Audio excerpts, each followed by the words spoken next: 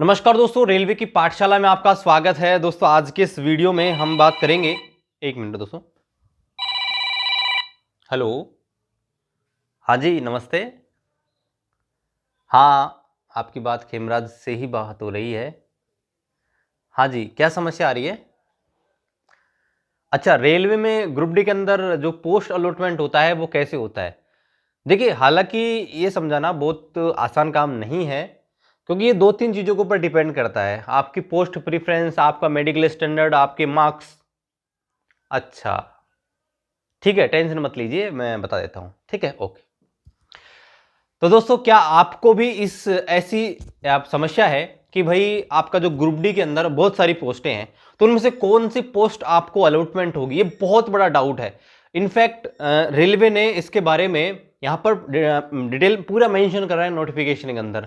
लेकिन दोस्तों, हम में से किसके पास इतना टाइम है कि हम रेलवे का 70-75 पेज का जो नोटिफिकेशन है उसको पढ़ सकें?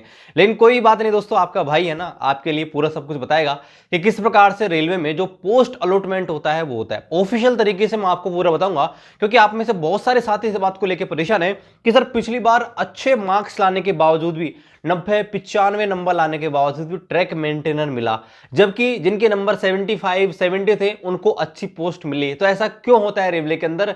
चलिए शुरू करते हैं आज के इस वीडियो को।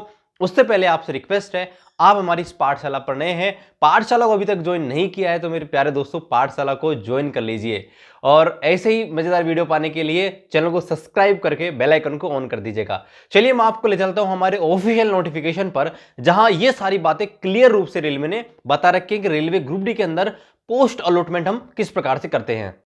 लेकिन दोस्तों, मैं आपको एक चीज़ बताना चाहूँगा कि आप वीडियो को पूरा देखना। अगर आप वीडियो को पूरा नहीं देखोगे तो दोस्तों आपको कुछ भी चीज़ समझ नहीं आएगी। पहले मैं आपको रेलवे का जो ऑफिशियल नोटिफिकेशन है उसका पैरा नंबर 1.11 पे लेके जाता हूँ, और फिर मैं आपको एक और चीज़ बताऊँगा जो बहुत ही इंपॉर्टेंट है। तो आप वीडियो को पूरा देखना। तो यहाँ पे देखिए, यहाँ पर दोस्तों रेलवे ने बता रखा है कि किस प्रकार से रेलवे में पोस्ट अलॉट की जाती है, रेलवे यूनिट अलॉट की जाती हैं।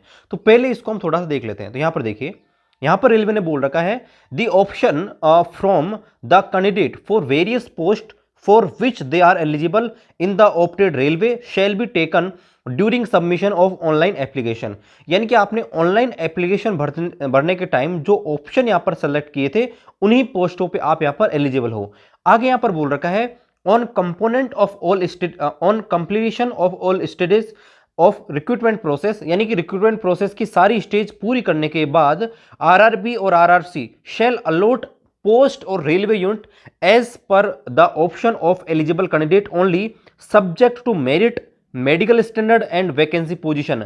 यानी कि आरआरबी और आरआरसी को यह अधिकार है कि वो आपको एक पोस्ट अलॉट करेगी और रेलवे यूनिट अलॉट करेगी, जो आपने एक तो आपका मेरिट के ऊपर डिपेंड करेगा, एक आपका मेडिकल स्टैंडर्ड के ऊपर, एक आपकी वैकेंसी के ऊपर। तीनों के ऊपर मैं आपको यहां पर बिल्कुल एकदम बेसिक से बताऊंगा। ठीक है, इसके आधार पर आपका डिपेंड करेगा। आगे यहां पर बोल रखा है once candidate have been empanelled as per their merit choice they will forfeit the right to be considered for any other post. यानी कि अगर एक बार किसी भी कैंडिडेट को कोई पोस्ट अलॉट कर दी जाती है, पैनल डाल दिया जाता है, तो उसके पास कोई अधिकार नहीं है कि वो दूसरी पोस्ट यहां पर ले सके, यानी कि वो बदलाव नहीं कर सकता। आगे यहां पर बोल रखा है candidates with partial option will be considered only for the specified category opted by them। यानी कि बहुत सारे कैंडिडेट ऐसे होंगे जिन्होंने, आपको पता होगा कि ट्रैक मेंटेनर की जो भर्ती, जो आपकी पोस्ट है उसको प्रीफरेंस में डालना ही नहीं होगा। तो हो सकता है कई साथी ऐसे होंगे जिन्होंने 3-4 पोस्ट को आपके पोस्ट प्रीफरेंस के अंदर डाला होगा, तो वो भी ये सोच रहे होंगे कि हमको कोई दूसरी पोस्ट मिलेगी या नहीं मिलेगी। तो यहां पर आप देख सकते हैं, देखिए यहां पर बोल रहा है अगर किसी कैंडिडेट ने पार्शियल ऑप्शन सेलेक्ट किया है किसी भी स्पेसिफाई कैटेगरी को, तो दोस्तों उनको वही पोस्ट यहां पर दी जाएगी। लेकिन यहां पर बोल रखा है आरआरबी और आरआरसी को यह भी अधिकार है कि वो कोई सी भी पोस्ट आपको अलॉट कर सकती है, भले ही आपने फॉर्म में भरी है या नहीं भरी है।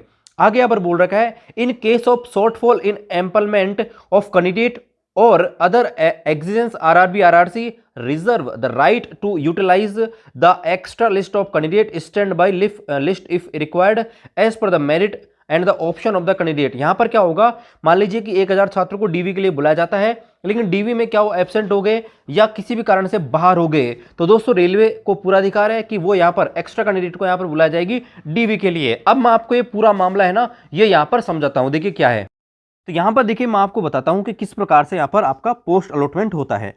तो यहां पर देखिए मैंने आपके सामने जो कट ऑफ मार्क्स है, यहां पर एक एग्जांपल ले रखा है, ये आरआरसी जयपुर की, अजमेर बोर्ड की। ये आपके सामने कट ऑफ जो गई है आप देख सकते हैं, और ये पोस्ट प्रीफरेंस है किसी का भी, कोई भी कैंडिडेट का मान लीजिए।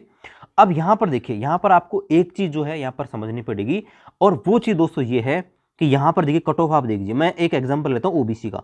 ओबीसी की जो कट ऑफ गई है फिलहाल गई है 61.66, ठीक है। और कोई कैंडिडेट है जिसका मार्क्स आ रहा है 71, ठीक है, ये इसका मार्क्स आ रहा है किसी भी कैंडिडेट का। और अब दोस्तों क्या होगा, 3 गुना कैंडिडेट को फिजिकल के लिए बुलाया गया है, तो होगा ये कि यहां पर 3 गुना छात्र जाएंगे, पास करेंगे मैक्सिमम, और फिर डीवी के लिए कैंडिडेट को बुलाए जाएंगे। अब डीवी के लिए जब कैंडिडेट को बुलाए जाएंगे तो 1:1 में बुलाएंगे, तो सीधी सी बात है कट ऑफ यहां पर बढ़ेगी, और बढ़ेगी तो सबकी बढ़ेगी, यूआर की बढ़ेगी, एससी एसटी की बढ़ेगी, जनरल की बढ़ेगी। अब आपके यूआर की जो है उसकी कट ऑफ 68.32 है। अब मैं मान लेता हूं कि ये जो कट ऑफ है वो दोस्तों जो डीवी के लिए कट ऑफ गई है वो गई है 71.2। एग्जाम्पल मैं आपको दे रहा हूं।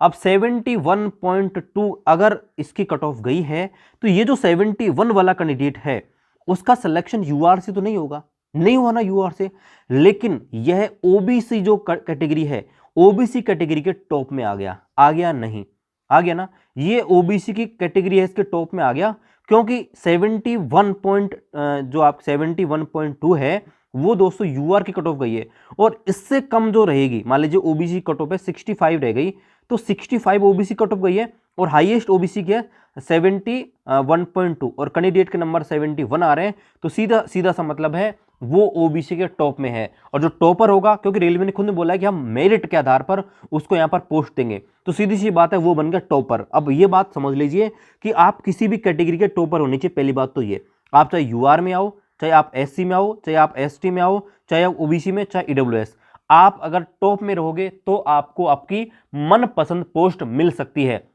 देखो यूआर की कट ऑफ है 68.32।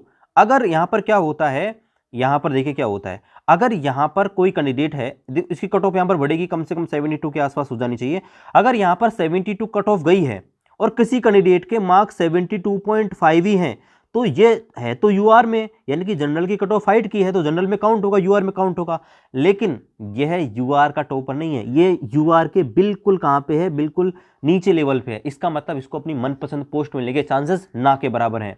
यानी कि सीधी सी बात है, पहली बात तो आपको ये होना चाहिए, और जिस भी कैटेगरी में आपका सिलेक्शन होता है, चाहे आप यूआर के अंदर हो, एससी के अंदर हो, एसटी के अंदर, ओबीसी के अंदर, चाहे ईडब्ल्यूएस के अंदर, आप अपनी कैटेगरी में होने चाहिए टॉप पर। पहली बात तो ये। दूसरी बात, आपने जो पोस्ट प्रीफरेंस, अब मैं मान लेता हूं ये जो कैंडिडेट है ये ओबीसी के टॉप में है, ठीक है, ओबीसी के टॉप में रह गया, यानी कि जो कट ऑफ गई है इसकी, ये जनरल में रहते रहते बच गया और ओबीसी का टॉपर है। अब ये अगर ओबीसी का टॉपर है तो इसका प्रीफरेंस कुछ इस प्रकार से है, इसने नंबर 1 पे डाल रखा है हॉस्पिटल असिस्टेंट को, ठीक है, नंबर 2 पे डाल रखा है असिस्टेंट पॉइंट्समैन, नंबर 3 पे डाल रखा है असिस्टेंट सीएनडब्ल्यू, और फिर यहाँ पर एसएनटी, और ये पोस्ट है। क्या अब इसे ये पोस्ट मिलेगी? अब देखिए यहां पर मैं आपको पहले दिखा देता हूं मेडिकल स्टैंडर्ड,